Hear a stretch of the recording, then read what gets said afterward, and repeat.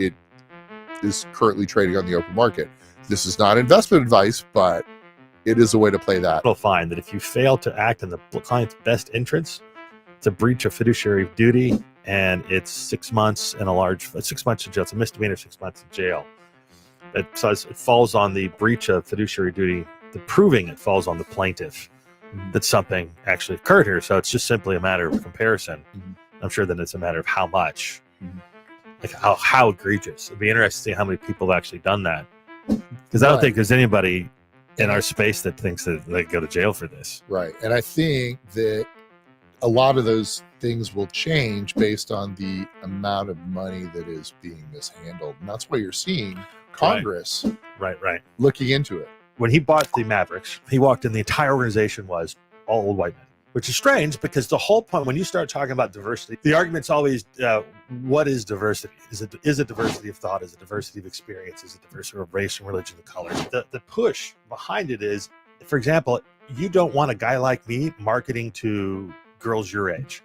I know nothing about what they're doing. You need people who understand the market itself. If you want to get into the South American market, you got to talk to people from South America. That's a basic diversity thing. So when he got to the Mavericks, it was all old white guys serving the NBA, which is young. It's definitely not just the players, but the fan base is very diverse.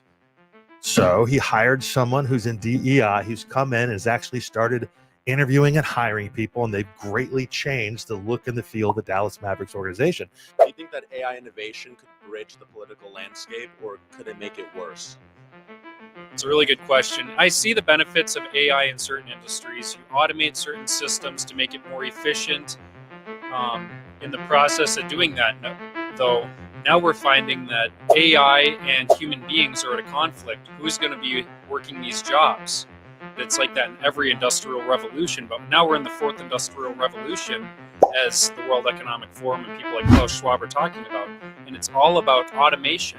Where is that going to put regular people like cashiers? Like, just you think of the most basic jobs, they're automating those, giving them to machines and robots. But that's been throughout all of history. Correct. And so people still have jobs today. Exactly. So that's the great struggle, is at what point do we have to protect people's jobs from being taken over by artificial intelligence where it makes sense?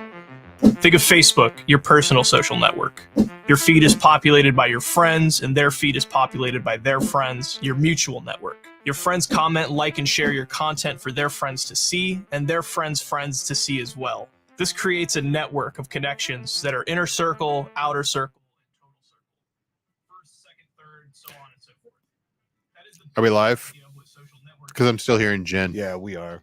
I was like, yeah, well, hello there, and welcome to yet another episode of a behind-the-scenes filming of an Ask Dr. Bitcoin clip that we're going to do today. I don't know how long we're going to be live, but you're going to see some of the production and some of the decision-making. The script's already written, but some of the stuff that goes on behind the scenes as we put together a quick clip. This is all based on the whole Tiffany Fong drop that you may or may not, if you're following me on the Twitter live feed right now, you know what I'm talking about, because you saw that she released an interview with somebody who was locked up with SBF and had a little group photo. So we're going to talk about crypto political prisoners. We're going to talk about privacy in prison, and we're going to talk about that particular photo today on Ask Dr. Bitcoin. Stay tuned.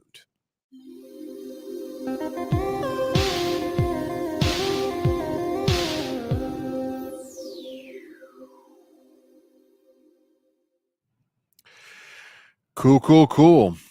All right, so you got the script. Yes, I'm putting it in the teleprompter as we speak. So I had a little bit more time to work with it today, so should be less of a editing job for those for the editors after we're done today. So the B-roll that we're gonna get the photo of from Tiffany today. We're gonna get we can probably, like, for the editors, we don't need to roll it during the live, but maybe get like the editors, you guys can pull the kind of the intro clip and use it as B-roll of her talking about it while we chat. Then there is Martin Shkreli's group photo that will provide the Ross Ulbricht group photo that we'll provide here. My solo photo from Beaumont.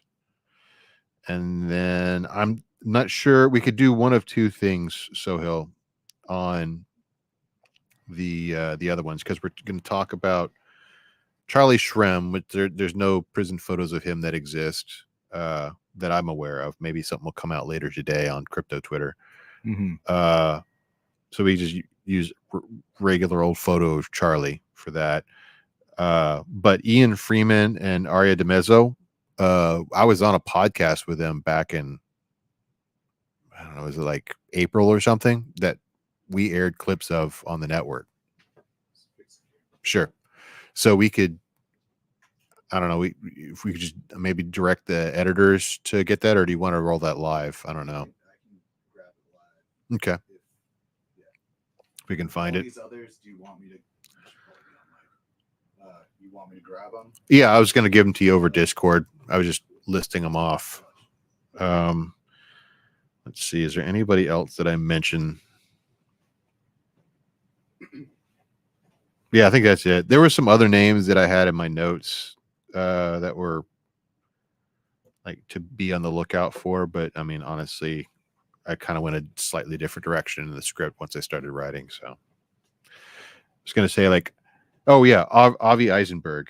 We should probably get a photo of him because I did keep him in there. But I was gonna, like, the Crocodile of Wall Street guy was on my list originally, but then like it didn't end up. He was kind of like a different. Ended up going a different direction with the script. So I don't know.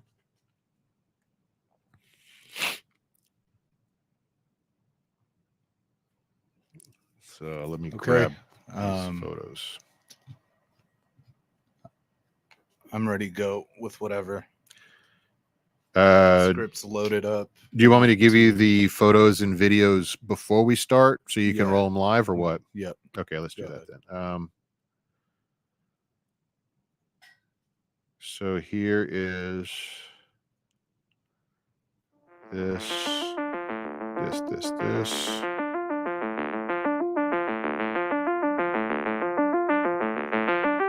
Okay.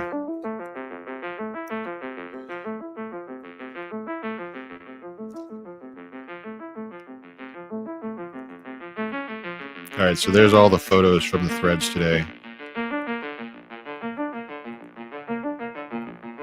We'll probably want to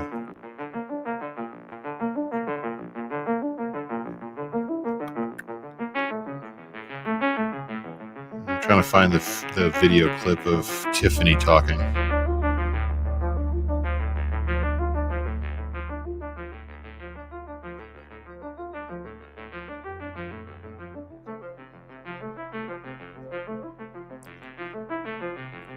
The mentions are kind of a mess right now.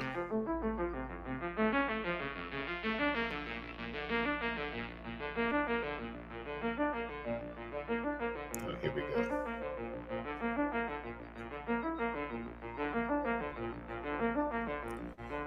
So this is, like I said, I don't want to run the audio from this necessarily. It's just the video that Tiffany posted where she was introducing the interview that she dropped and with G-Lock and the picture of SBF. Okay, you said don't run the audio? Yeah, we don't need the audio on it. It's just something you can roll, like for B-roll when I'm talking about it. I'll be mentioning that probably in the like the very first part, like the intro. And then I circle back around to the same topic about third or fourth paragraph.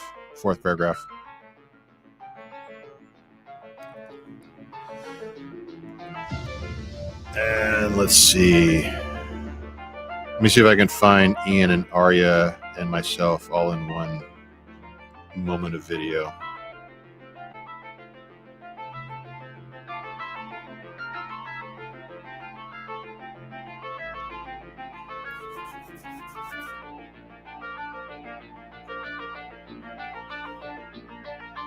probably give the editors these assets. Yeah.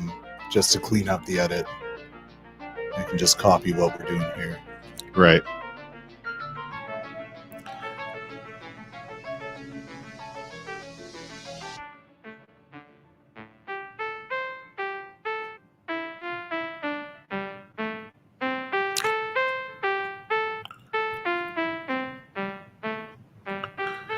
Really going back in the archives.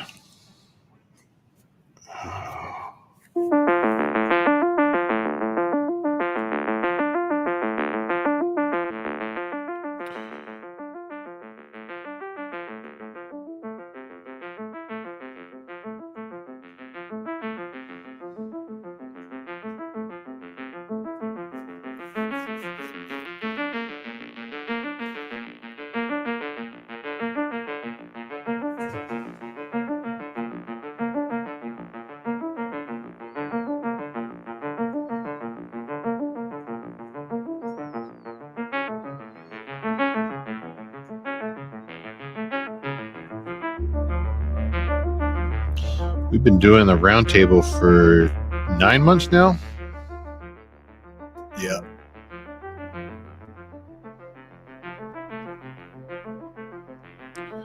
Tell you, this 9 months went much quicker than the previous. Let's see.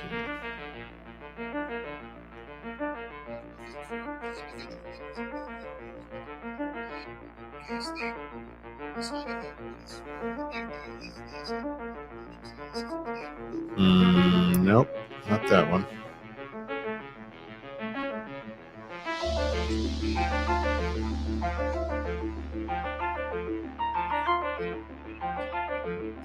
Oh, we only put out the side of the video where I was talking back to them. Oh shoot. Yeah, we'll have to think about how we're gonna grab that. I guess we'll fix it in post. I don't want to, or like I'll find the video because I've got the source video on my Telegram channel, but it's like a 2-hour video. So like finding the exact moment. I don't know. Maybe I can find it. Let me see. Let me just see what we got real quick before I write it off.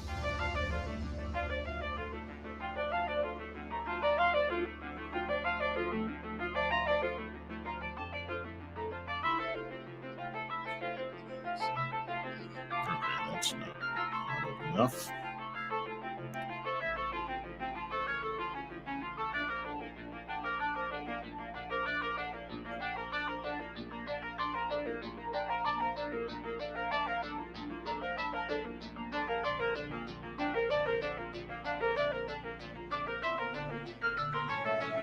Getting there. Now's a great time to mention our sponsor Yeah. for the podcast, or for this show specifically, Harper Belmont Studios. Check them out. Full service podcast studio based in Dallas. That's right. Also, open to more sponsors, perhaps. That's right. Harper Belmont's a great sponsor, though. As good as it gets. All right, so I'm going to give you the Telegram link to the video. Like this, the full, like it's 2.5 hour, or actually almost 3 hours. Just show it in chat. So this will definitely have to be done by the post editors. But I guess the note to the editors on this is,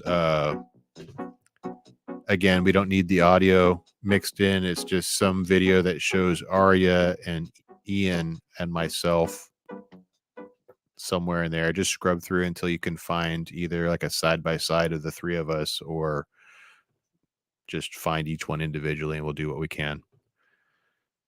And cool. Noted. The last photo,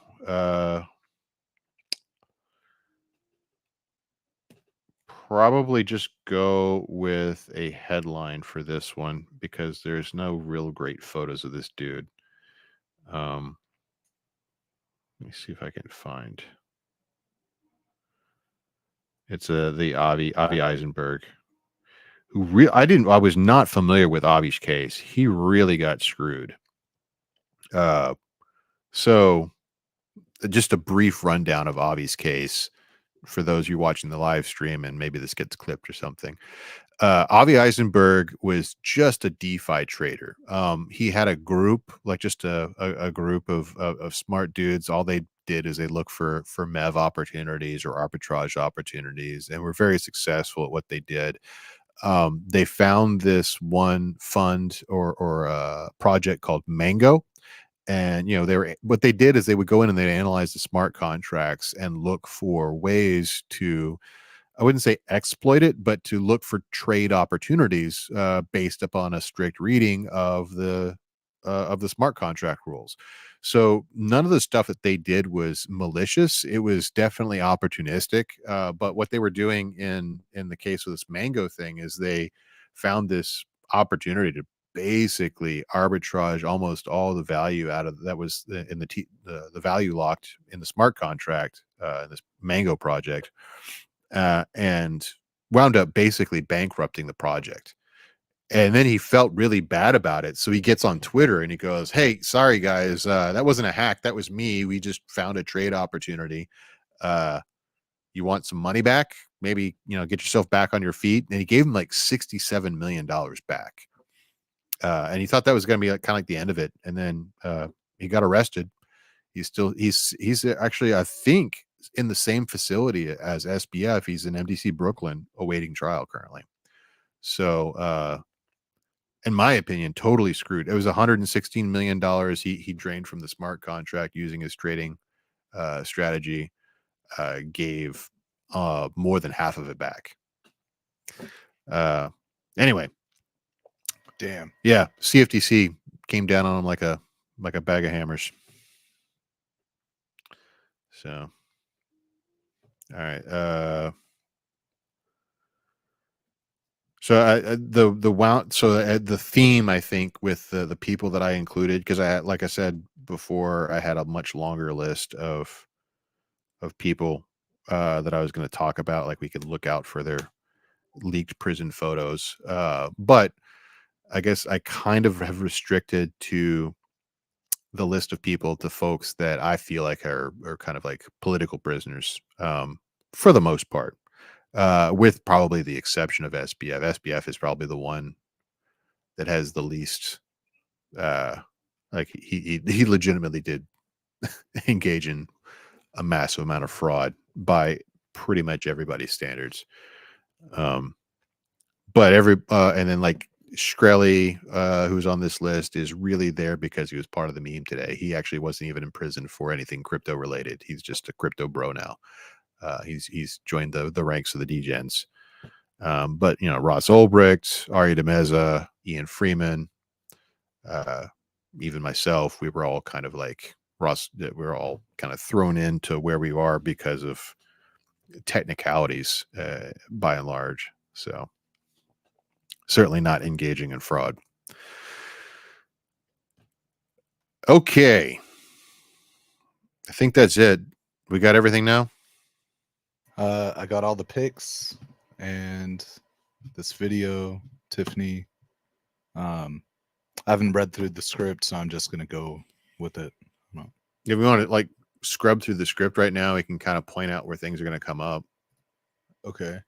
So I'm not going to clean jewelry today.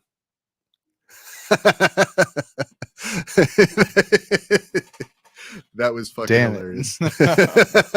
You're just gonna see if I was gonna run with it.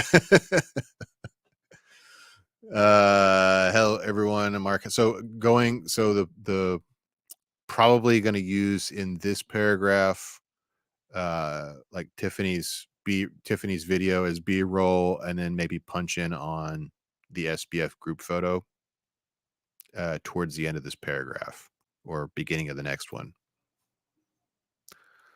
Okay. These are all editing notes. I'll try to do that while scrolling. But It's fine if you don't. I mean, like I don't know how you want to do it in there, so I was just making the notes. Okay. Okay. You just want to go for it through, and I'll see what I can do. Okay. Well, hello there. Mark Risen Hopkins here, and today we're diving into a fascinating discussion that's been lighting up the crypto world. with Bitcoin's recent this is also another script. There we go. There's today's script. How's the font? That's perfect. Yeah. Well, hello there. Mark Risen Hopkins here for another episode of Ask Dr. Bitcoin. This morning, indie tech journalist Tiffany Fong dropped a bombshell with a leaked photo from Brooklyn's MDC featuring Sam Bankman-Fried, the founder of FTX. This rare glimpse inside the prison walls has everyone talking, so let's dive into the culture of prison and how the justice system treats political prisoners from the world of crypto. In the world of corrections, privacy is a multifaceted issue. Take the leaked photo of SBF, for example. Most of the faces were blurred out, highlighting the importance, I think, of anonymity. When I was locked up for crypto, I noticed a similar trend. Nobody wanted to be in pictures with me, fearing retribution from the Bureau of Prisons. It's a stark reminder that even the most innocuous actions can have unintended consequences behind bars. The reluctance to be photographed goes beyond personal privacy, though. It's about self-preservation. In prison, you're always on guard. It's constant fight or flight, and you're careful not to inadvertently implicate yourself or others in additional crimes. Keep your mouth shut is generally the rule. A simple photo can reveal more than just faces. It can expose contraband phones or other illicit activities captured in the background. It's a delicate dance navigating the fine line between staying connected to the outside world and protecting yourself within the prison walls. Now, while privacy concerns are valid, they weren't the main focus of crypto Twitter today. The thread was buzzing with other well-known figures sharing their prison photos. Martin Shkreli, otherwise known as Pharma Bro, is not a crypto felon, but a prominent figure in the crypto community now. He shared a photo of his group from his stint, boasting about his group's BDE. A mutual friend of mine also posted an officially sanctioned photo of Ross Ulbricht from pre-pandemic. Let me do that sentence again. A mutual friend of mine posted an officially sanctioned photo of Ross Ulbricht from pre-pandemic times. Ross is, of course, serving double life plus 40 for creating a crypto website. And this reminds us of the serious implications behind these images. As for me, I shared a solo photo of my time over in FCP Beaumont, the camp in South Texas. The culture of privacy there was quite strong. I didn't take any group photos while I was there. They were very much a rarity. It's interesting to see how different individuals and facilities approach this aspect of prison life. SBF's leaked photos aren't the only ones to keep our eyes out for, though. What about let me redo this sentence. I don't know why I decided to go off script randomly there. SBF's leaked photos aren't the only ones out there to keep our eyes out for. One more time. SBF's leaked photos aren't the only ones to keep our eyes out for, though. What with the government's extended Checkpoint 2.0 campaign against crypto, there's a long list of political prisoners to pay attention to. Take Ian Freeman, for example, who was sentenced for his involvement in laundering proceeds of an online scams via Bitcoin, or Aria DeMezzo, who received an 18-month sentence for operating an unlicensed cryptocurrency business. Both of these were members of the so-called Crypto Six and were politically targeted for their peer-to-peer usage. The DOJ's inflation of their offenses were pretty obvious to most critical observers. Then there's Charlie Shrem, who served time for his role on a Bitcoin exchange linked to the Silk Road marketplace, and Avraham Eisenberg, detained for allegedly manipulating Mango Market's DeFi platform. In each of these cases, they bring out a set of questions about the boundaries of legality of the crypto. Wow, I'm just making up words now. Let's go back to the top of this one, if you don't mind. Then there's Charlie Shrem, who served time for his role in the Bitcoin exchange that was linked to the Silk Road marketplace. And then Avraham Eisenberg, who was detained for allegedly manipulating Mango Market's DeFi platform. Each of these cases brings its own set of questions about the boundaries of legality in the rapidly evolving crypto landscape and whether their actions should have been criminal in the first place. Of course, we can't forget Ross Ulbricht serving double life plus 40 for creating a crypto e-commerce website in Silk Road. His story is a stark reminder of the severe consequences that can come from being early to an innovative space that comes under the crosshairs of powerful interests. As we keep an eye out for any of the leaked photos of these individuals, it's important to consider what they might reveal about the challenges and risks of those who operate in the crypto. Okay, let me try reading the words on the page. As we keep an eye out for any leaked photos of these individuals, it's important to consider what they might reveal about the challenges and risks facing those who operate in the crypto space. As we wrap up today's discussion, it's clear at the intersection of privacy, legality, and innovation, the crypto space is a complex and evolving issue. The leaked photo of SBF and others will likely serve as a reminder of the very real consequences faced by those who navigate this frontier. It's important for us as a community to stay informed and engaged on these stories. The innovators and fraudsters that capture the big headlines are lightning rods for discussion, but because of the bigger than life nature of their cases, it's easy for the rest of the community to say, "Oh, that could never be me." It's only when you start looking at the cases in some of the lesser known, I'm going to start it. It's only when you start looking at the cases of some of the lesser known when the pattern of, oh, wow, this actually could be me starts to emerge. They not only impact the individuals involved, but shape the future of crypto and its place in the wider world. We should still aggressively pursue innovation, but we should what's wrong with my lips today? They not only impact the individuals involved, but they shape the future of crypto and its place in the wider world. We should still aggressively pursue innovation, but we should just as aggressively and advocate for our fallen comrades in the space as they fall victim to being first or too fast. Thanks for joining me today on Ask Dr. Bitcoin. Keep questioning, keep learning, and until next time, stay curious. And the rest of that's just notes. Cool. Yeah, I think that's an easy enough edit and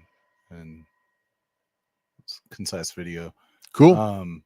You did say checkpoint 2.0. Did I say check? That's what was written, but I think that's what I mean. Yeah, it should be choke point. Right. But I think sounds very similar.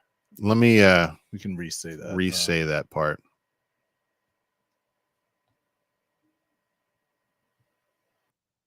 That would be an embarrassing Ron Burgundy moment. Yeah. SBF's leaked photos aren't the only ones to keep our eyes out for. What with the government's extended Choke Point 2.0 campaign against crypto, there's a long list of political prisoners to pay attention to. Cool. Yeah, I showed the picture of you with all the stuff over it, but this is a badass picture. Dang. Yeah. That's a good hair length right there. Yeah. I basically didn't cut my hair from my sentencing till, I've had a couple of trims since then, but that was taken inside of my little cube there. Basically our whole unit was like a giant warehouse and had like 5-foot divider walls for our cells. So kind of shot at an up angle so you could avoid taking pictures of other people's faces. Mm-hmm. I just looking at these mugshots, it's like or they're not mugshots, but these photos, like just the concept of imprisoning human beings is so weird.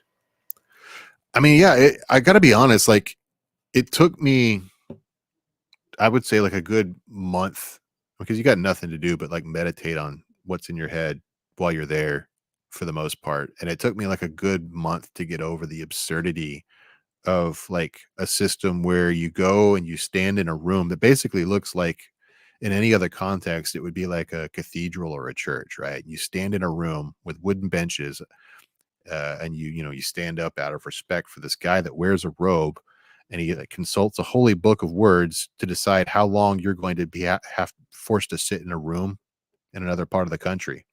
And then you sit in that room until they say, until you're better, until you're better, or the world is different enough for you to come back out and be safe. It's like, it doesn't really, there's no, it just feels so absurd. There's really not a better word for it. Just an absurd set of circumstances. I was watching, have you ever seen Atlanta? Yeah. I was watching the episode where Paperboy was in jail in, I believe, Amsterdam.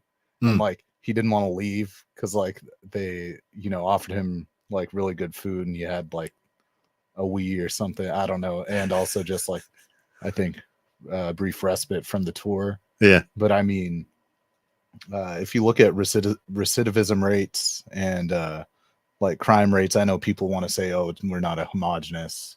They use all those dog whistles Mhm. to perpetuate institutionalization in America. But look at these are crypto or financial criminals. Mhm. Ross, I mean, they really tried to peg him as a drug lord type deal, but even then, Right. so what? Yeah.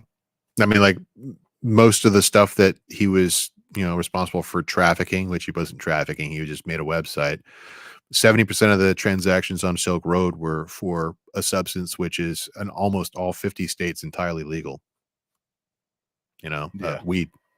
So, And a lot of other, I mean, that's a whole discussion. sure. Yeah. Drug war is ridiculous, but that's I mean, to get away from crypto for just a moment since we're live and on the topic. I mean, like most of the people that I was locked up with are, I would call them drug war victims. Um, like because it's not, you don't tend to see the people who are actually like a just for a moment. Let's pretend like the drug war is an effective way to curtail what is a societal vice. Okay, for that moment and you say your goal is to put people who are trafficking and narcotics or scheduled substances in a locked up facility. The people who actually end up in a federal prison are typically not the so-called kingpins of crime. They are the crash test dummies, right? They're just the people that the kingpins made sure were able to get easily caught while the real stuff was happening. You learned some vocab in prison, didn't you? Yeah, I sure did. Yeah. And then there's I would say a wide swath of a lot of the people that are there are on there what I would call fake crimes, both in the financial sector as well as the drug sector. So conspiracy is a big thing that I call a fake crime, which is basically you were around a crime happening and you didn't narc on it, you didn't rat them out. Uh, and then another fake crime. Which is a controversial statement, I think, is money laundering, because money laundering is just a legal term for wanting privacy, financial privacy, right? And it's something that a lot of blockchain-based products offer natively is financial privacy. So, like, I think there's some clips in the queue that from me and Joel Valenzuela from our discussion last week talking about Monero. Monero is a product that, by all legal definitions, does nothing but launder money because it offers complete privacy to all its users. So, I mean, in and of itself, that's in my mind, a fake crime. You're just saying, don't track my money. So here's a little conversation, right? I mean, uh, no matter what your opinion on taxation is, um, we've heard taxation is theft, Mhm. but you got to report money to the IRS. Are you saying you should be able to report it however you like? You don't have to say how you got it. Absolutely. Yeah. I mean, the IRS doesn't even care, right? Like if you're a sex worker or like a drug lord or whatever, 9 times out of 10, if you pay your taxes and you just report it as income, I mean, they're not gonna. They want the money more than they want you in prison. That's the IRS like guiding ethos. Revolutionary idea, right there. Yeah. Now, I mean, that doesn't mean that if you put like this is drug money on your IRS paperwork that the FBI won't like trap on that keyword somehow and then come after you.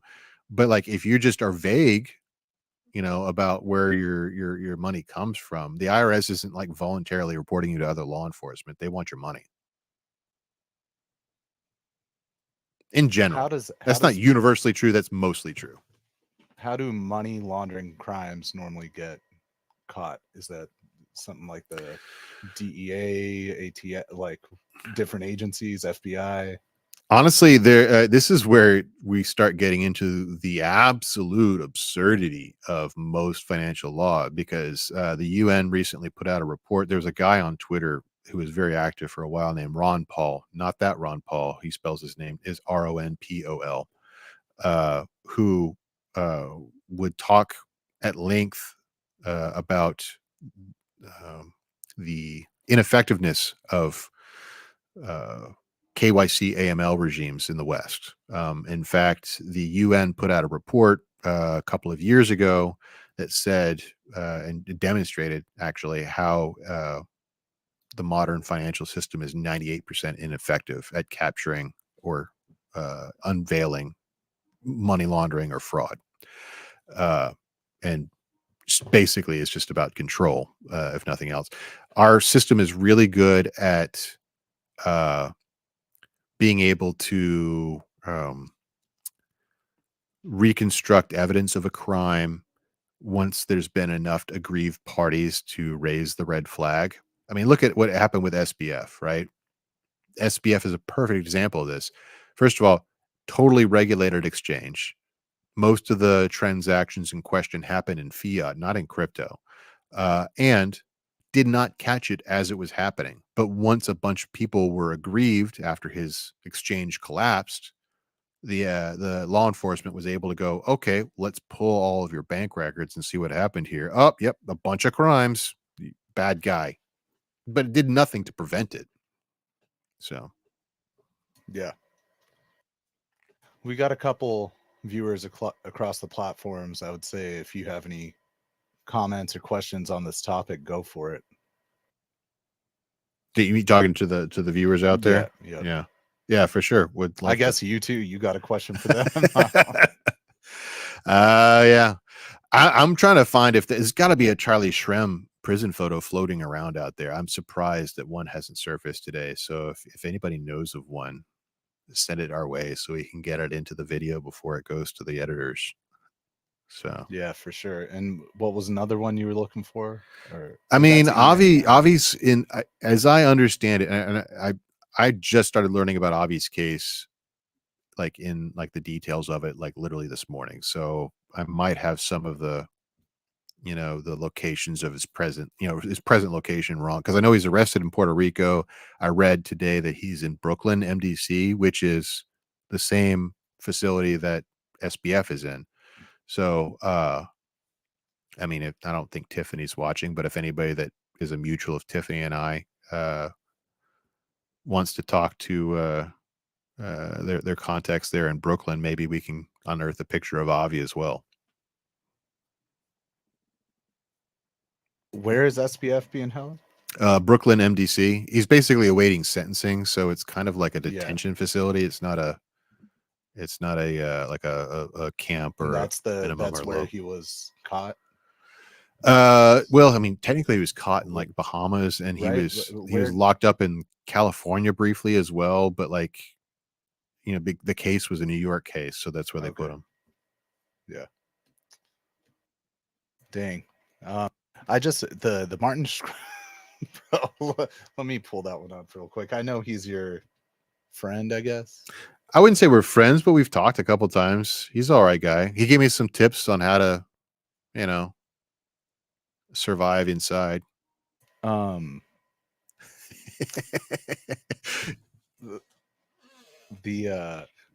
the one I don't even know if I should go here. Martin saying this while wearing gray sweatpants. I just want you can't. Yeah. I just button myself. I need more producers back here. Right. Yeah. Need some help. You need to script Jacob leaping over your shoulder to hit the technical difficulty. I guess we could film it and then put a button where right where it looks like that.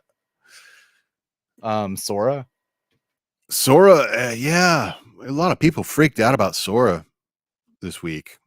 My favorite. I'll find one here. I'm not going to talk about it. Hold on, you talk about it. Yeah, no, I mean, I think it's interesting. I think the more you start to look at the clips, the more you see evidence of a lot of the I guess the hallucination issues. You look at the Asian lady walking on the rainy streets of wherever it is, the urban shot. Yeah, about halfway through the clip, you can see her legs merge together, and like the right leg turns into the left leg. So it still has some of those hallucination issues. It's not perfect, but I read a technical breakdown of what's different about this, and essentially they're not just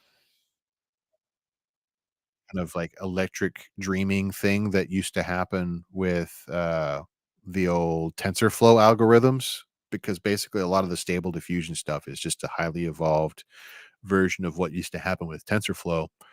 They're actually doing physics modeling on the back end, which is why a lot of the stuff has a far more realistic feel to it, because it's applying kind of skeletal structures and kind of an LLM AI version of mocap to the stuff before it renders it. That is cool. I didn't. I assume because there were a couple others. Oh no, I'm thinking Stable Diffusion. Yeah, never mind. That's cool. Um, are you scared of it? No, that's the thing. I'm not scared of it. Like, I think it's interesting, and I think it's just I feel like it's the same thing that I've been saying all along. Like, look, people were scared of Photoshop. It was like, oh well, we're not going to know what's true anymore. I'm like, yeah, we'll probably figure out what's true. Actually, the one thing I stole this line from somebody else, so let me read it and attribute it to the source. There's this kind of anonymous crypto AI person named Suzuka on Twitter that I'm gonna struggle to find this quickly, but let me see. I reposted it on Threads, so the the line was, oh, maybe the problem isn't that someone can make a funny video of presidents playing Minecraft using AI. Maybe the problem is that the most powerful and wealthy country on earth doesn't have any way to verify their press releases, perhaps in some sort of tamper resistant log, which is a veiled reference, of course, to blockchains and NFTs. But why are we worried about what we can simulate with AI, which is inevitable and will happen regardless of how many pearls we clutch? And why are we not applying the technology that shows provenance and authenticity uh, to official documentation, press releases, and videos? Yeah, the videos part of that is that's going to take time for people to come around to. The other stuff is easy, I think, to conceptualize putting on chain. Well, I mean, it's It's just the same thing. It's data. It's just a stamp, right? Like, Yeah. it can even be steganographically encoded into the video. That's just hey, this was produced by this studio or this news organization or whatever. It's just a checksum. You go back to say, oh, this is the version of the video that we put out or whatever. So when it comes to AI fear mongering stuff or fear posting so I have a lot of friends in the film industry, and they acknowledge the whole point we make that people are scared of Photoshop, that it's it's there, you got to evolve, learn how to use it as a tool, whatever. But what about, there's 2 points: the point of it being trained on artists' work, and then the second point is it's going to outpace artists and is going to result in unemployment. I mean, in both cases, I say bring it on, because I'm firmly in the camp that we're trying to build something which is an intelligent, sentient being, right? You don't say to a human being, learn everything you can about art, but don't watch a freaking movie or don't look at the Mona Lisa, right? You have to look at, if you're going to learn about a domain of art, you have to look at the art. It's not, and when you ask Midjourney to recreate, hey, can you give me a version of the Mona Lisa that looks like a steampunk or whatever? Nobody's going, yeah, but you're stealing revenue from the Louvre because that's their picture. No one's going to look at a Midjourney picture of Mona Lisa and not go to the Louvre if they were going to go to the Louvre to look at the Mona Lisa. Like, that's not. There's no world in which those two things are competitive. And I think more so like, let's say you're an animator Mhm. and you have a job doing XYZ animations for a studio or for a YouTuber or something. And then Sora comes out and, you know, I agree with you with everything you're saying, but there's a whole other case that we're not talking about. yeah, but I mean, like, so do we get upset because now we have WordPress and it put a whole bunch of typesetters from Gutenberg presses out of business?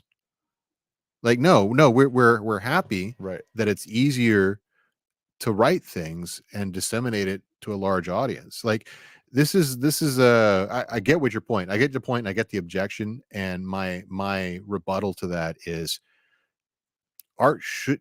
I actually had a conversation with this musician named Elliot Cole, I think is his name is. He's a composer. Let me make sure that I'm getting the name right. He worked with Free Rossdow on Ross Ulbricht's animation. He did the audio for it. He did the music for it. Yeah, Elliot Cole. And he literally put out a, you know, you gotta feel some pain to make some art. Otherwise, there's no value to it, which to me feels like like that every like the teenage sentiment of if I cure my depression, I'll no longer have my artistic muse. I'm like, no, you should take your medicine, right? You should treat your mental illnesses. You don't need that to be creative. Not every comedian is mentally troubled. Some of Yeah, them, I was just listening to Danny Brown say that like moment he sobered up, he got way more productive and better. And that whole thing is obviously a romanticization and a myth. But the thing is, if you are an animator and you do a certain type of work, and now it's easier for you to do that work, it's also easier for your studio to cut you out, and then you will need to find a different type of job, right? I mean, right? that's Or how it just always works. I agree with you. I mean, like you're just like it's how technology works. Like you, Unfortunately, like if we had a system where there was more wealth equality and wealth distribution, then there could be time for people to pursue their artistic pursuits unattached to their job. Mhm. But because I agree, like no matter how much Chat GPT gets better or exists, there's still going to be a writer. There's still going to be writers out there who like to write. Mhm. Same with a filmmaker or any type of artist. And even the animators, all it does is it lowers the barrier to entry for them to get between imagination and consumable product, right? And yeah, it also does that for everybody else, but that's a good thing. We should celebrate that. Like that's not a bad thing. Like it's not a good thing that you have to have a ton of drudgery and inartistic processes in between you and producing art. Like Agreed. You're I- selling your creativity first and foremost, and if it's in that medium, then let it be in that medium and enjoy it. right. That's how I feel about like any of the AI like uh for music, right? There's a bunch of AI, and it's been here for years, but AI like mixing plugins and Mhm. mastering tools, like phenomenal. Like utilize it and get your work out quicker, cheaper, uh, and to more people because it exists. I mean, even backing it up prior to AI, like there's very few, if any, artists and composers that actually take out a fountain pen and write the notes on physical parchment and then take it over to a symphony orchestra to hear if their music sounds good or not before it's put out on a consumable product, right? Most people do that. They shorten that whole cycle through technology by Yep. doing it on their computer somehow. Yeah. And that's not considered a bad thing. That's considered just a shorter circuit between creative impulse and iteration. So I want to show you this. This is, to me, it's hilarious, but it's also so indicative of like whenever there's always a pendulum, right? So whenever like if Sora comes out and you can have this like beautiful whatever you want, basically. There's always the other side of the pendulum. Yeah, I saw this. Yeah, that was the You year remember ago. these videos? I do. They were hilarious.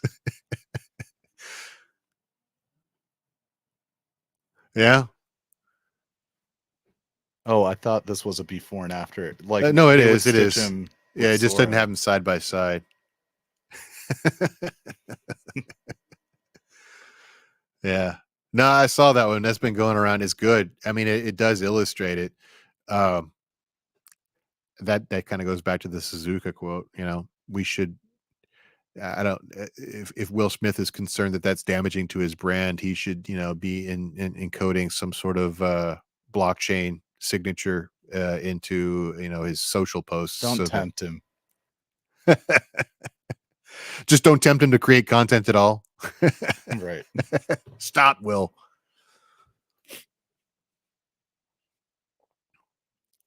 That was terrifying, actually. Yeah. So is this. Cool. Yeah, I think this is the that's not even Sora. I mean, some of these are Sora, some of them are not. Yeah. There's one called Domo that I've been playing with that occasionally produces some shockingly realistic stuff. Like photorealistic? Oh yeah. It's so there's a and this is the other thing that people who are seeing these videos don't quite get, is that there is a wide delta between creating a clip that looks shockingly realistic and then creating a clip that looks shockingly realistic that is exactly what you need it to be. So what you probably don't see, and this is, I would be surprised if this wasn't the case, because it's the case with all these generative AI products, is there was probably like 25 or 30 attempts to get something that was usable before they got to the one that you saw. Yeah. Yeah, I definitely wanted to talk about this a little this week before round, because Mugshots not here again. No, bummer. I saw him in the office today. Is he just busy this week? Yeah, they have an event or Wow. something. But I really want to talk about this with him. So he'd be all doomer about it. Yes, Probably. for sure. But my question is, can AI generate this? Because that's all I care about.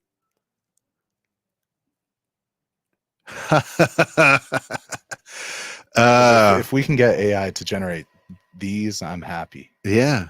Why don't you at Sam Altman? He's taking Sora requests last time I saw. Hell so, yeah. Yeah, just at Sama, see if we can get this going. But yeah, that's all I got.